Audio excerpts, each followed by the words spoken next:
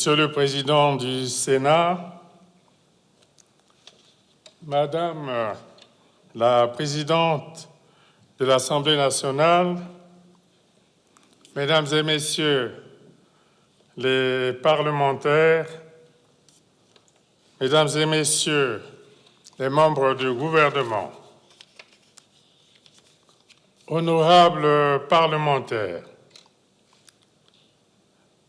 c'est avec respect et honneur que je prends la parole devant votre auguste institution, dépositaire des plus belles pages de l'histoire commune et partagée des filles et fils de la République du Rwanda.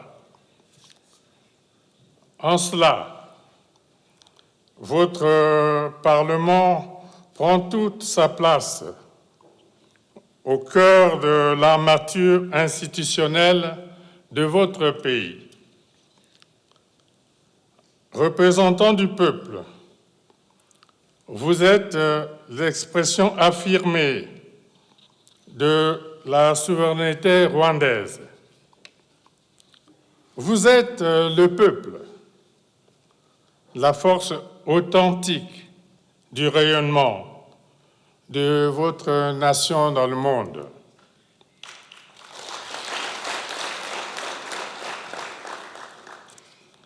La proximité et l'estime de mes compatriotes pour le peuple rwandais constituent une véritable richesse inscrite au fronton de la fraternité, de l'amitié, de la confiance et de la solidarité.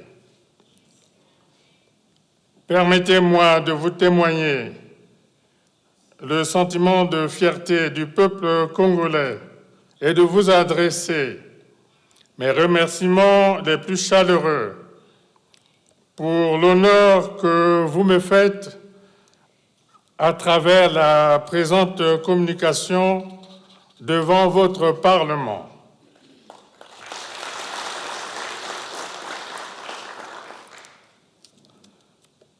Votre institution, Monsieur le Président du Sénat, Madame la Présidente de l'Assemblée, jouit d'une notoriété exemplaire, justifiée par le dynamisme d'une diplomatie parlementaire menée sous votre leadership. Le Parlement rwandais est régulièrement cité et magnifié par la présence majoritaire des femmes qui représentent plus de 60%. Je reprends. Le Parlement rwandais est régulièrement cité et magnifié par la présence majoritaire des femmes qui représentent plus de 60% de parlementaires au sein de votre hémicycle.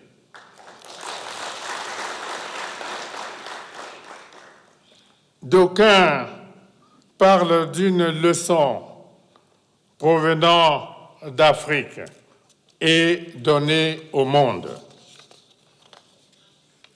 Notre continent, qui s'est engagé en faveur de la promotion et l'intégration de la femme au développement, s'emploie à concrétiser cette problématique de genre.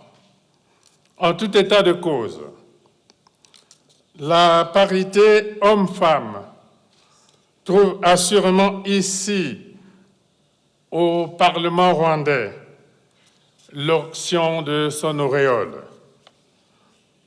Honorables parlementaires, je suis à ma deuxième visite d'État au Rwanda. Je retrouve aujourd'hui une réelle constance dans la qualité de l'accueil qui m'a été réservé, un accueil fraternel au diapason des liens qui unissent nos deux pays.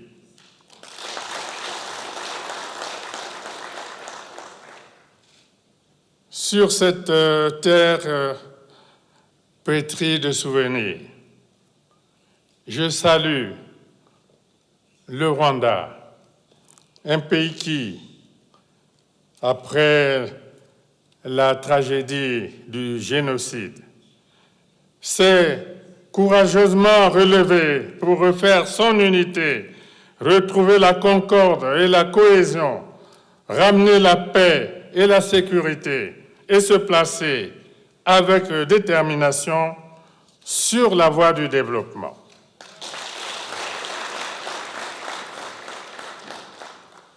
À maintes reprises, à l'occasion de nos échanges avec mon frère, le président Kagame, j'ai pu constater que votre parcours exaltant vers le progrès et la modernité se poursuit avec optimisme.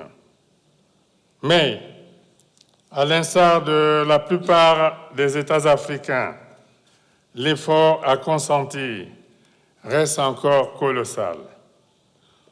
Aucun État ne peut tout seul faire face au coût onéreux des projets destinés à doter nos pays d'équipements et des voies de communication modernes, telles les infrastructures routières, ferroviaires, portuaires, aéroportuaires et énergétiques. Les enjeux et les défis en présence appellent à une reconfiguration effective de notre manière de penser l'essor de nos économies.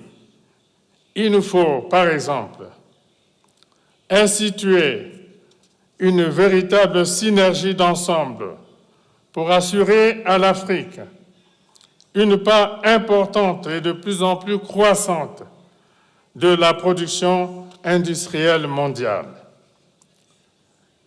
Il nous faut lever l'option salvatrice de parvenir, dans les délais raisonnables, à un niveau d'autonomie collective suffisante en vue du développement industriel du continent.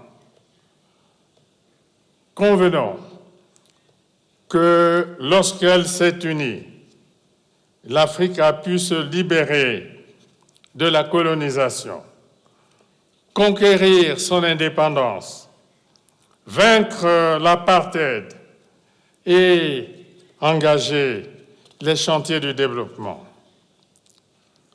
À ce titre, l'acte constitutif de l'Union africaine, créé en 2002 à Durban, stipule, je cite,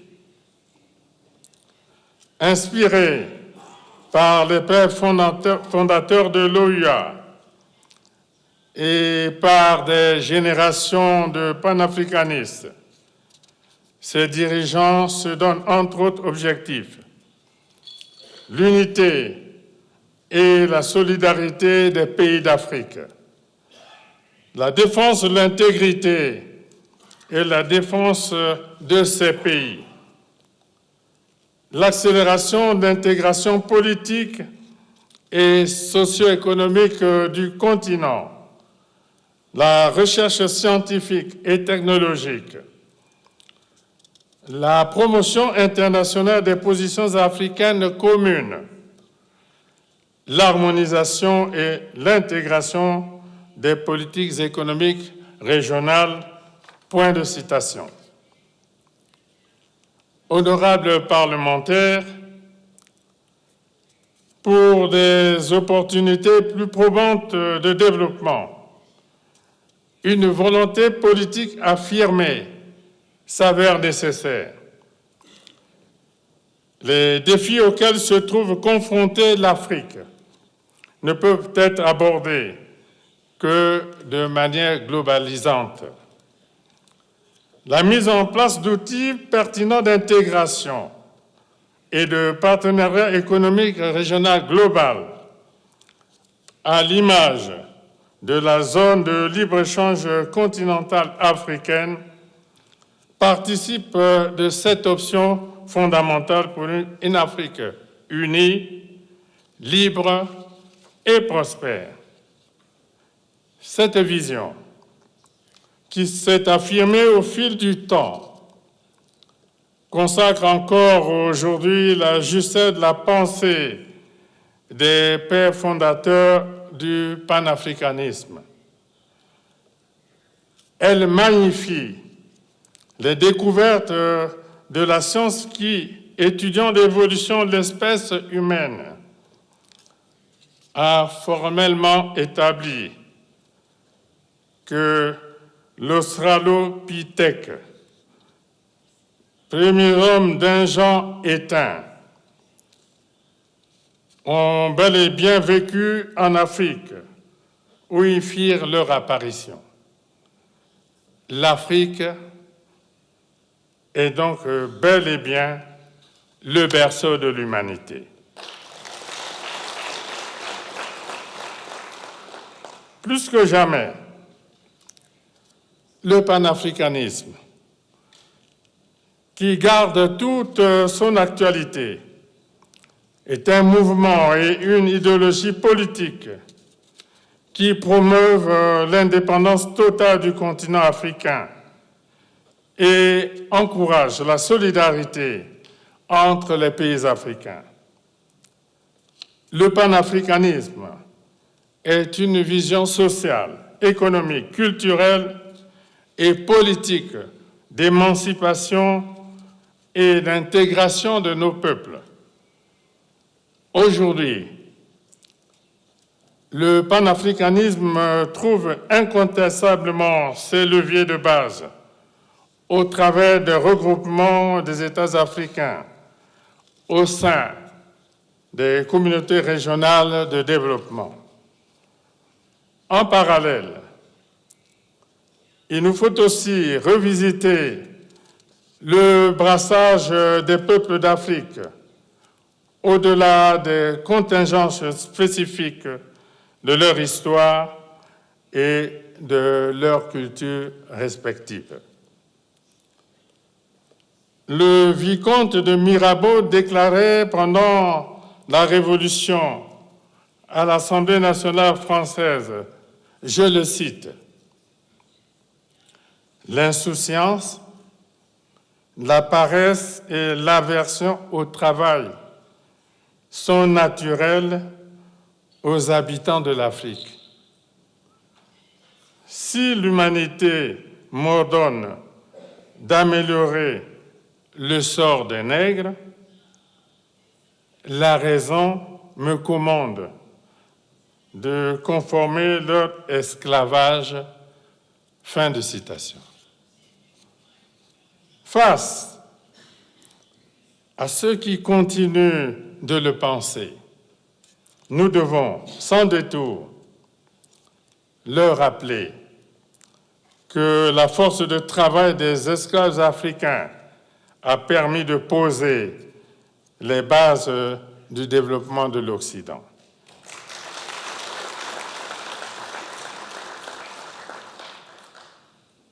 Nous ne devons nourrir aucun complexe, même lorsqu'il s'agit de la maîtrise des nouvelles technologies.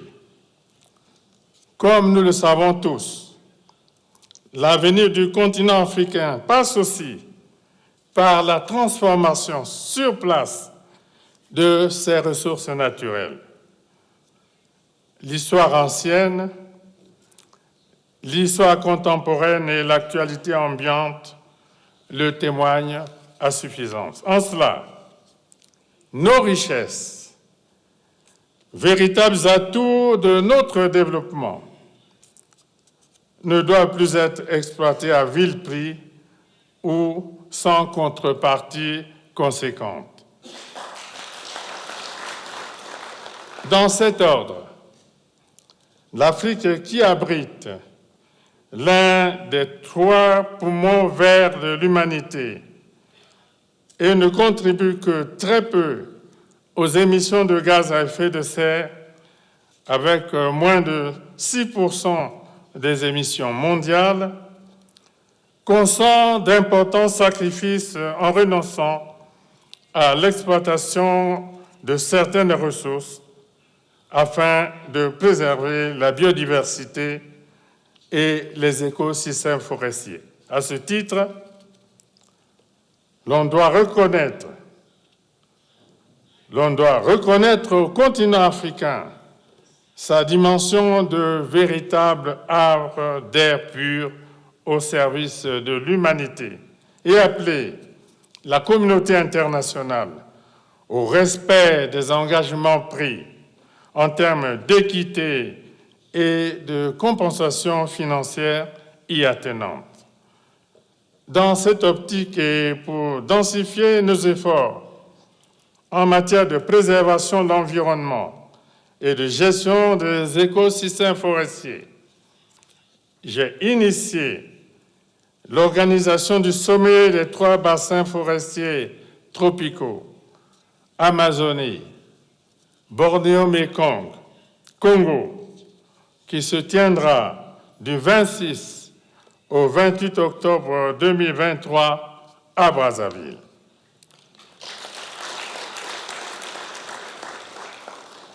Honorables parlementaires, c'est en terre africaine qu'ont été construites les monumentales pyramides, fruits d'une certaine ingéniosité déjà évidente à l'époque des pharaons d'Égypte. Notre continent sera de plus en plus sollicité alors que s'accélère la mondialisation et pointe à l'horizon les exigences d'un nouvel ordre économique international. Pour ces échéances futures, l'Afrique dispose d'importantes réserves minières mondiales en termes d'atouts essentiels pour son développement. L'Afrique regorge de richesses minérales, pétrolières et gazières, de forêts tropicales séquestrant d'importantes quantités de carbone et faisant du continent l'un des poumons écologiques majeurs de la planète, d'une faune et d'une flore riches et diversifiées, de vastes étendues de terres arables, de grands cours d'eau, d'un niveau appréciable d'ensoleillement, de richesses culturelles, paléontologiques et archéologiques. Notre continent demeure le plus grand réservoir de matières premières de la planète. En outre, le fleuve Congo, le Nil, le Zambèze ou la Volta ont permis à l'Afrique d'être dotée d'un considérable potentiel hydroélectrique, estimé à 300 gigawatts, peu égalé par le reste du monde et très largement sous-exploité. Pour sa part, le bassin du Congo, à travers le site de Inga, avec un potentiel de 40 000 mégawatts, et celui de Tombo-Manyanga, à raison de 20 000 mégawatts, jouit aussi d'un niveau d'ensoleillement élevé et suffisant durant toute l'année, susceptible de permettre la production d'une énergie solaire de qualité, à moindre coût et respectueuse de l'environnement. La mise en valeur effective de cet immense potentiel hydroélectrique permettrait à notre continent de devenir l'un des principaux, sinon le plus puissant exportateur d'électricité dans le monde. Développer l'Afrique reste donc à notre portée. Mais il nous faut œuvrer chaque jour à la consolidation de la paix. Il faut que cessent les violences et que règne la sécurité en Afrique.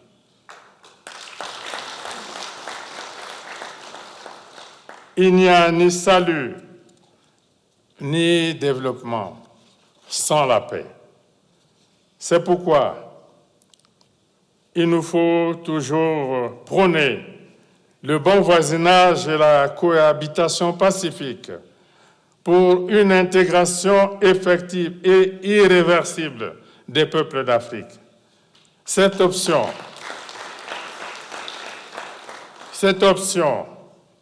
qui défie les frontières, rapproche les peuples et favorise la solidarité et la complémentarité.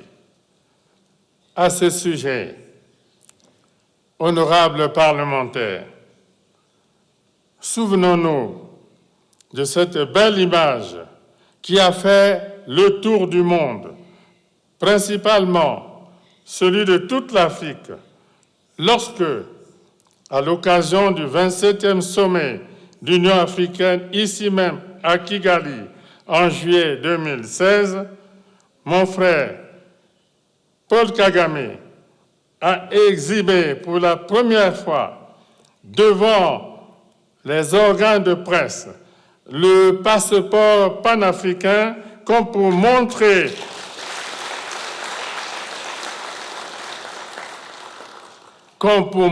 à tous la voie du salut, la voie à suivre.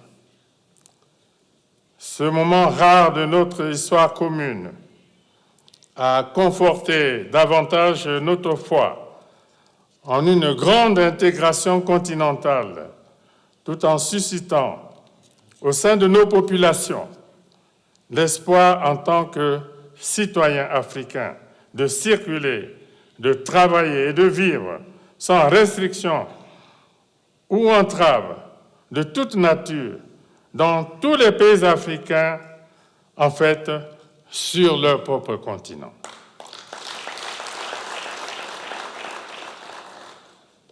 La victoire décisive donc pour l'Afrique est celle du maintien et la restauration de la paix, la promotion du dialogue et la consolidation d'un vivre ensemble mieux structuré, gage d'espérance, d'optimisme et de succès sur le chemin du développement.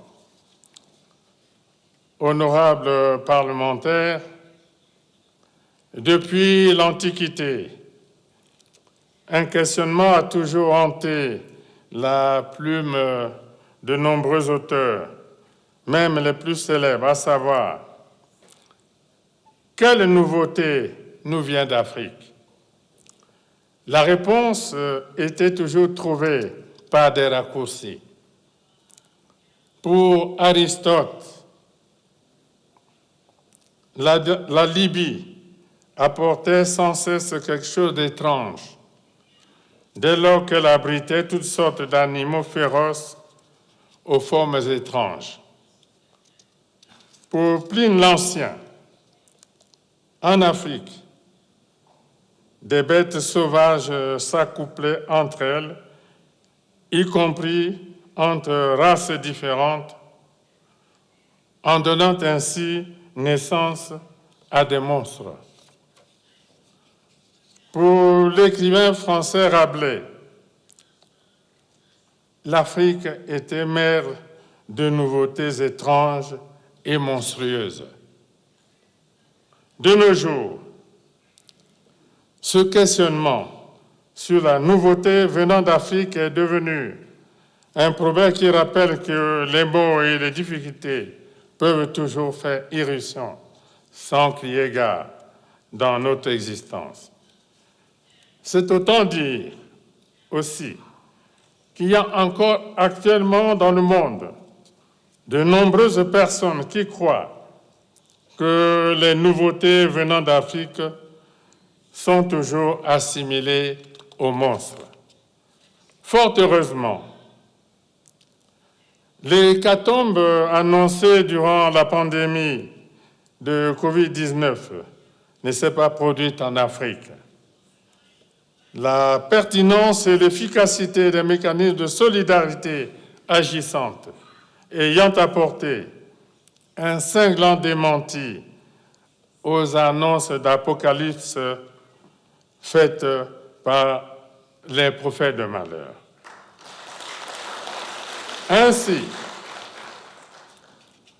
Ainsi, quand le continent aura totalement assumé son destin, la nouveauté venant d'Afrique, ce seront ces 2 milliards d'habitants, majoritairement jeunes et convenablement nourris et soignés. Ce seront ces ressources humaines hautement qualifiées et compétentes, ainsi que ces infrastructures modernes. Donc, ce qui viendra d'Afrique, ce sera la grande fierté individuelle et collective d'être un continent en paix, débarrassé de tragédies récurrentes et résolument tourné vers la modernité, vers le développement. Vive la coopération entre le Congo et le Rwanda. Vive l'Afrique dans la paix et la sécurité. Je vous remercie.